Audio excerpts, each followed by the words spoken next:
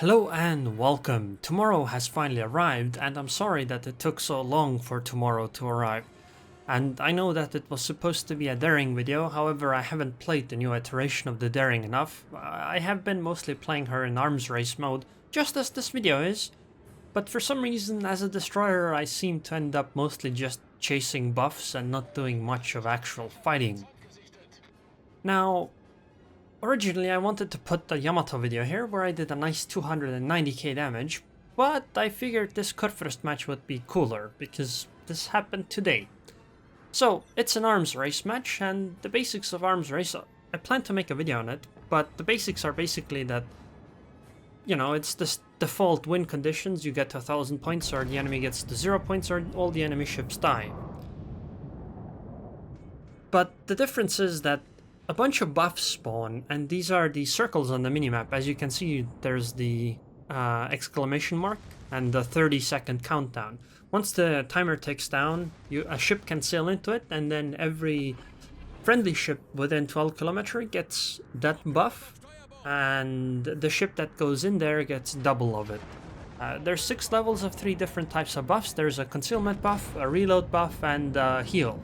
The heal heals, I think it's 0.05% HP per second, which means that if you have 6 levels of it, which is the maximum, this is the heal buff right in front of me by the way, if you have 6 of it, you can almost ignore a single fire ticking on you. As in, you heal HP at the same amount, and the heal goes on constantly, it's a passive heal. So right now, I want to be in this buff zone, but I need to wait until the timer ticks out and there's 40 seconds to go. Because you get double the buff if you're the one that takes it. Right now I'm hating this buffalo in front of me because I would like to turn left here, or would have before, but that would certainly push the buffalo out of the cap zone and he would get mad at me, and that's understandable. But it still frustrates me because I'm spotted right here. I'm sitting broadside on towards a Burgundy and a Yamato, and apparently a Montana. And by the way, I don't know how to pronounce the Burgundy. I'm just guessing, okay? Despite the fact that an actual Frenchman has told me how to do it, I have forgotten for some reason. Anyways, I'm gonna take this buff here in a bit. Then I will have 3 levels of the heal buff, so I should be healing at 0.15% per second, which is actually a lot of HP if you add up, because it's constantly going on, you know. That's in a minute, that's what, 9% HP? That's quite significant on a ship with 105,000 HP. That will add up to, I think, almost 10,000. And honestly, I have been thinking that that's probably one of the stronger buffs in this type of game mode. Because if you drop low HP, you can always just relax, fall back, and then, you know, join the battle later again. And, you know, you can cycle ships like that, and that's pretty useful.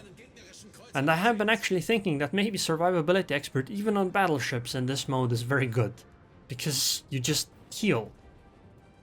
And it's probably then good on anything. Oh yeah, by the way, if you want to know how to pop that up, you hold down the H key. That will tell you which buffs you have on the side. Although the concealment buffs are really, really good too. I mean, 30% concealment, that's pretty good. Okay, so, it seems that all of the enemies are coming to this side of the map for some reason. Which means that, considering we only have a Buffalo, Grosser Kurfürst, and the 2 Republiks and the Schmuckelse here now, it's probably a good idea to fall back, which I'd like to do, but right now I'm slowing down so that I can start secondarying this Burgundy, because she's almost in secondary range. Oh, this one actually is. So that's all I wanted. I wanted to deal the extra damage with my secondaries, because they're there, so I might as well use them, and it's not like I'm low HP. And the Grosser Kurfürst has some pretty good armor, although I think I might want to switch over to that destroyer instead, because taking care of destroyers is pretty important. I have a whole bunch of criticisms, not sure if I should list them here on this mode though. They aren't big though, because I really enjoy this mode. I guess the biggest criticism is that I wish we would get legendary upgrade and campaigns done in this mode. because I would just love playing this mode over and over, because what it does is the buffs force people together much more. Maybe it's because the mode is new, but probably not. You know, people actually end up fighting early on. I mean, it's 7 minutes into the game, and both sides together have actually lost 6 ships. And if you look at the minimap, both teams are close together in World Warships, and we're not playing on like the PTS or something. This is why I find it so much fun, and I really enjoy this mode. Although another thing I dislike is the fact that the cap or taking buffs gives points. That's okay, but it also takes away points, and I find that to be kinda disappointing, because that can just end the game randomly, and it just doesn't feel nice. Also, I would actually love playing maybe ranked in this kind of a mode, and another thing I'd love to see is, I would love to see this mechanic along with domination mode. So I do know that there's a cap that spawns at the end, but that one gives a huge amount of points. I think if we had cap zones to cap early on, then maybe they would give less points or something. Then destroyers could choose whether they go for the cap zones or buffs. And maybe we could have some buff zones that can only be capturable by battleships and or cruisers. You know, maybe it'll be like a weight class thing. Because I think it's kind of unfair to put all of the... well, maybe not all, but almost all of the risk on destroyers to capture these buff zones. Because there's so much radar around that I feel like it's unfair. Because if you get caught out as a destroyer like that, there isn't anything you can do. And if you don't do it, all the other classes of ships are gonna be like, oh my god, destroyer, you're so bad, please report him, he doesn't capture buffs or cap zones or whatever you want to call it. Anyway, speaking of radar, I was actually thinking today, maybe we should have, I might expand on it later, maybe we should have like a upgrade, you know, instead of the concealment upgrade that you have on ships with minus 10% concealment, maybe we could have have another one in that same slot that reduces radar's effectiveness on you. Like maybe that one's like 25%.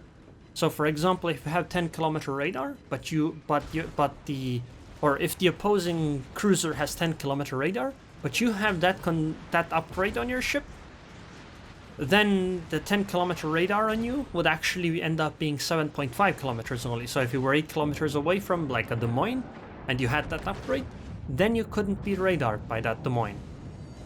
You know, then the destroyer would have a choice. Do they want better concealment, or do they want defense against radar? Now I know there would be problems and all of that, but just like an idea, right?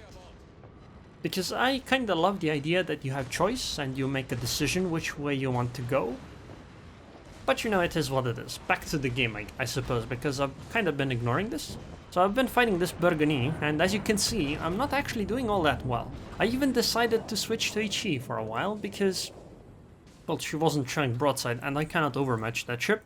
That ship is basically like, what do you call it? The Alsace, except she has, I think it's a better heal, and she also is a lot faster, has a reload or gun reload booster, and something else that I've forgotten about.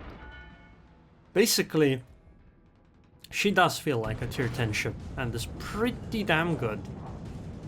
And right now I'm in a bit of a pickle because that Burgundy could push up, although I suppose she isn't gonna because there's a Republic behind me.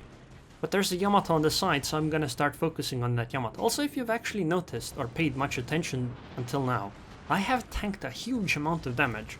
But as you can see, I am at 45,000 HP. Sure, I have a heal taking away, but I also have the buff heal, right? And I think I only have like 3 levels of it. Maybe 4 at this point. I don't remember what no, it should be 3 levels. Gonna use the rear turrets on the Burgundy. I mean, she is kind of showing me broadside, so I might as well. Only one front turret. Hopefully somebody else helps me with this Yamato, because I don't want to get rammed here. That would be unfortunate, since that Yamato is most certainly going to die.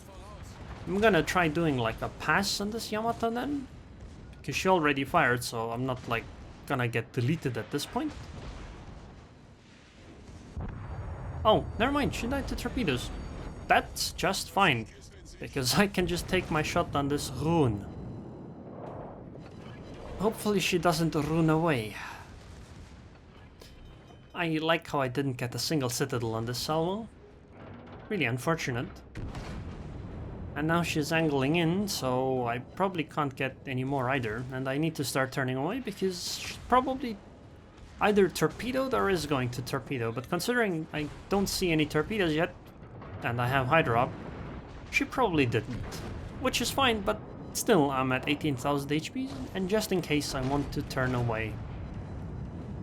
This puts me in a bit of a pickle, even more so though, because there's a Montana ahead of me, whom I should probably pay attention to as well, but I want to take care of this Aerroon first, because the Montana seems to mostly be ignoring me. And the Burgundy doesn't seem to be much of a threat either, as long as I angle, considering she has 380 guns. Okay, come on, Aerroon, please go down. Oh. That ship and armor, man. It's a cruiser, but it does not want to go down. Somebody please finish her. She has 500 HP. Okay, good. Thank you, Moskva. And now we fire on this Montana. Probably somebody else will take the kill. Doesn't really matter. Man, as you can see, the destroyers in this match have been really effective on my team. I mean, first the Yamato gets torpedoed, now the Montana gets torpedoed. Pretty cool. I wish I had games like that as a destroyer in this mode. And there's the game. Somebody finished the Burgundy off. But if you think about it, I was focused quite a lot in this game. So let's check out some of the stats at the end. By the way, what the hell do these points do? I still don't know. 174k damage. A whole bunch of secondary hits. I was number 1, 1936 base XP. I like it. Sadly, the enemy Burgundy is 1 XP off, and 3.1 million potential damage and 271,000 damage tanked. This would not be possible outside of this mode. 271,000. I'm fairly certain you can't even pass 200,000 damage tanked in random battles in a Grosser Kurfürst. I think, I'm not sure, maybe with survivability expert you might be, but definitely you're not going to hit 210,000. Only the Conqueror could, potentially. But even then, a Conqueror, isn't going to hit 271. So, look at how much damage I tanked this game, and I didn't even die in this match. This just makes Arms Race so much more fun, because there are so many more things you can do, and it just feels so much more effective. Anyways, I hope you guys enjoyed this video. I would like to thank the patrons on Patreon. Thank you very much for sticking with me, and I hope I'll see you guys next time.